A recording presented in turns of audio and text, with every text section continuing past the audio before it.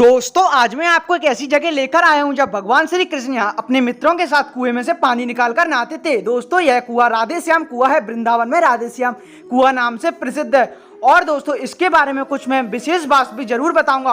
अगर आप चैनल पर नए हो तो जरूर से हमारे चैनल को सब्सक्राइब कर लें, जिससे आपको न्यू वीडियो सबसे पहले मिलेगी। दोस्तों यह कुआं वृंदावन में परिक्रमा मार्ग के रास्ते में ही स्थित है। जब आप परिक्रमा लगाओगे तो ये कुआं आपको दिखेगा। और दोस्तों यहाँ एक विशेष बात है, जो भी लोग यहाँ आकर कुएं के अंदर जय श्री राधे बोलते हैं, और दोस्तों जय श्री राधे बोलने के बाद एक अंदर से भी भगवान की आवाज आती है, वो स्वतः सुनाई देती है। राधे श्याम कुएं में अगर आप जय श्री राधे बोलोगे तो आपको इतना पुण्य मिलेगा जितना आप गोवर्धन की आदि परिक्रमा का मिलेगा।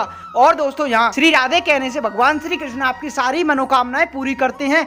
और दोस्तों इस कुएं के पास, अब मैं इस कुएं के पास जाकर आपको थोड़ा दिखा देता हूँ। यह देख सकते हैं दोस्तों कुआं काफी गहरा है, और दोस्तों कुएं की गहराई काफी गहरी है।